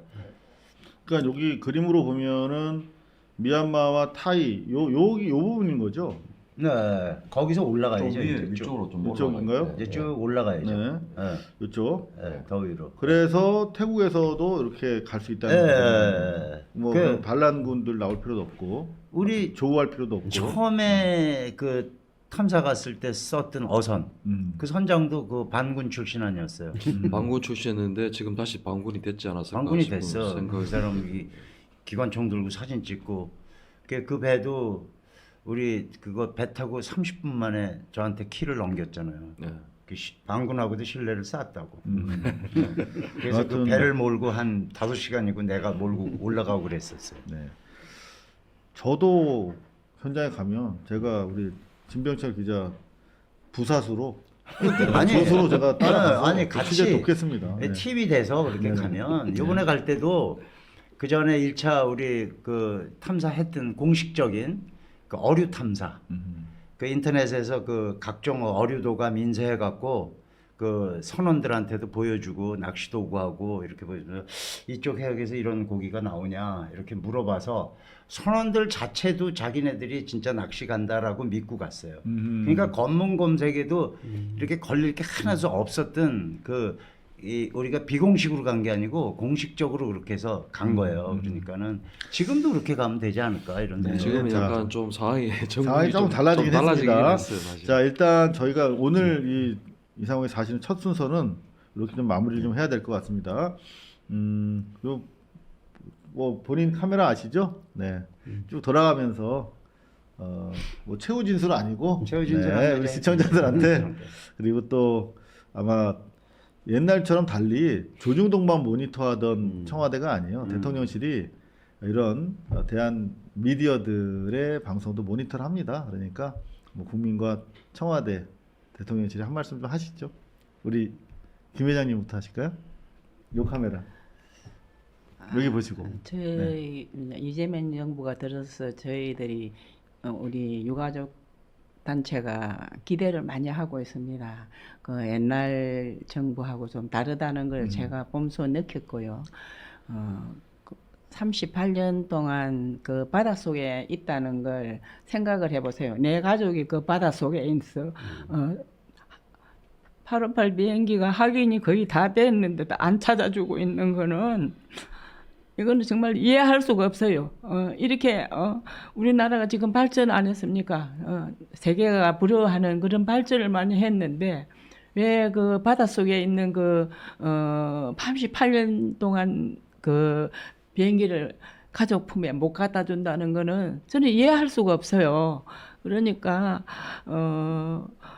또 가족들이 자꾸 나이를 먹고 뭐 아파서 걸음도 못 걷는 분, 또 말도 못하고 치매도 들고 돌아가신 이런 분이 많습니다. 그분들이 한을 품고 돌아가지 않게 남은 사람이라도 좀 그 기체하고 유품, 유해 그걸 좀 하루 빨리 좀 찾아줬으면 좋겠습니다. 네, 감사합니다. 자, 그리고 이종인 대표님. 지금 이를 추진하시는 저명형 그 이하 우리 참모들 입장이 바뀌면 주장이 바뀐다고 입장을 한번 우리 입장으로 바꿔서 선진국으로 발돋움하는 그런 정부가 되길 바라겠습니다. 충성. 자, 우리 특정 기자 아유 부끄럽습니다. 김현식 기자님. 그 국가가 존재한 이유가 국민의 생명을 보호하는 게 가장 1순위라고 생각합니다. 38년 동안 아직까지 돌아오지 못한 그분들을 찾아주는 게 가장 중요하다고 생각하니까 일이라는 거는 할 수 있을 때 하는 거거든요. 문재인 정부 때 사실 좌고우면 하다가 놓친 게 너무나 아쉬운데 이재명 정부에서는 반드시 유족들의 눈물을 좀 닦아줬으면 좋겠습니다. 그리고 국가의 역할을 할 수 있다는 것을 보여줬으면 좋겠습니다. 자, 우리 진성국 신부님. 네. 우선 고발뉴스에서 이런 자리를 마련해 주셔서 정말 고맙습니다. 그 우리나라가 아이카오, 그러니까 국제민간항공기구 상임 이사국입니다. 그 아이카오 규정 13항에 보면은 새로운 증거물이 발견되면 반드시 재조사하도록 되어 있습니다. 상임 이사국은 아이카오 규정을 제일 먼저 모범적으로 지켜야 될 그런 국가입니다. 그렇다면은 우리 대한민국이 그런 어떤 미얀마의 뭐 군부 뭐 이런 걸 따지지 말고 아이카오 규정에 따라서 그렇게 실행하면 이 문제는 다 해결될 거라 보고요. 내년 39주기 칼기 추모제 때는 우리 유족들 또 우리 국민들이 이 동체라도 확인돼서 정말 이제 새로운 국면으로 우리 이 추모제가 진행됐으면 하는 저의 간절한 바람입니다.